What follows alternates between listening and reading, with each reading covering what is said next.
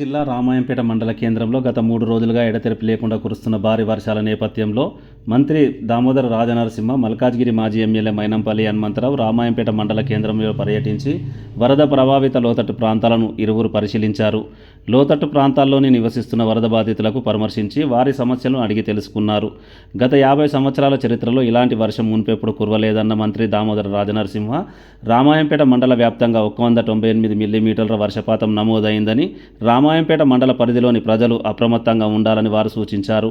వరదల్లో చిక్కుకున్న వారికి రక్షించడానికి విపత్తు నిర్వహణ ఆర్మీ బృందాలు క్షేత్రస్థాయి రంగాల్లో ఉన్నాయన్న ఆయన, వరద సహాయక చర్యలపై ఇప్పటికే ప్రభుత్వం ₹1 కోటి మంజూరు చేసిందని, అత్యధిక నిధులు మంజూరుకై ప్రభుత్వం సిద్ధంగా ఉందని, ప్రజలు అధైర్యపడొద్దని పిలుపునిచ్చారు. నందిగామ రోడ్డు కాల్వర్ట్ల బ్రిడ్జిల పనుల మరమ్మతును త్వరితగతిన చేపడతామని ఆయన మీడియా సమావేశంలో తెలిపారు. TSG news, Ramayampet.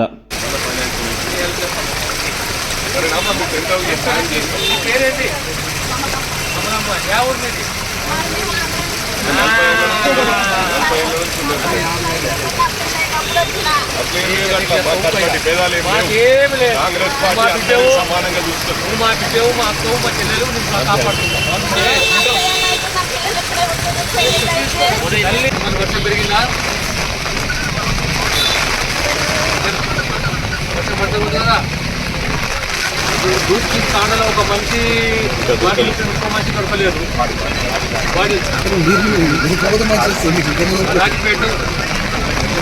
జాగ్రత్త.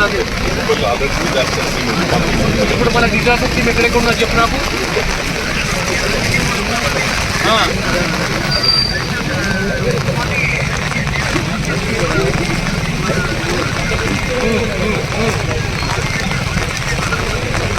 సర్చ్ చేయండి.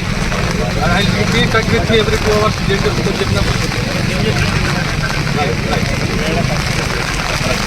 Yeah, Rahul, what is the situation? So how many are missing? How many bodies we have recovered? How many we have rescued? State Police Battalion, State Disaster Force, తర్వాత పెట్టబడుతుందా? సరే, ఒకటి చెప్పు నాకు. నువ్వు overall money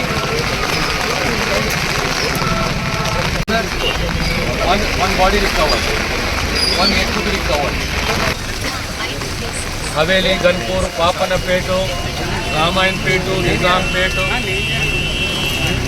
ఈ ప్రాంతంలో మెదక్ నియోజకవర్గం, మరి పక్క కామారెడ్డి, ఎల్లారెడ్డి గత 2 రోజుల నుంచి భారీ వర్షాలు.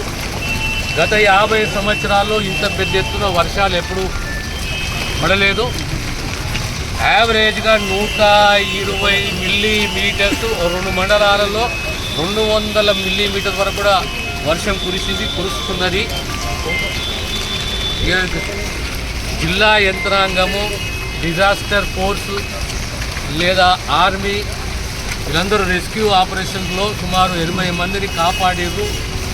2 ఆచూకీ తెలియదు, 1 శవం మాత్రం దొరికింది. అన్ని జాగ్రత్తలు, అన్ని చర్యలు తీసుకుంటున్నాము.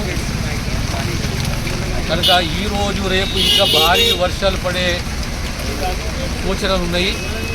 అన్ని జాగ్రత్తలు తీసుకొని ప్రజలను ప్రాణాలు కాపాడాలి అనే సదుద్దేశము ప్రభుత్వం, ముఖ్యమంత్రి గారు ఎప్పటికప్పుడు పర్యవేక్షిస్తున్నారు. ఇక్కడ నా మిత్రుడు హనుమంతరావు గారు, మా మెదక్ మాజీ ఎమ్మెల్యే, నేను, మా ఇన్ఛార్జ్ మంత్రి వివేక్ గారు కూడా సందర్శించిన మెదక్ని. మేము ఇప్పుడు రామాయణపేటకు వచ్చినాము. ఇప్పుడు నిజాంపేట కూడా సందర్శిస్తాము.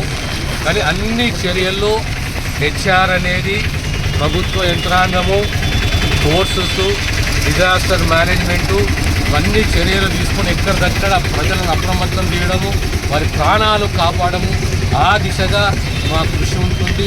ఆ తర్వాత ఇక నష్టపరిహారము, పంట నష్టము, రోడ్లు ఉట్టుకోవడము, కలవట్టు, చెరువులు ఇదంతా ఇంకా కంప్లీట్ అంచనా రాలేదు. ఒకసారి వర్షాలు తగ్గిన తర్వాత అప్పుడు అంచనా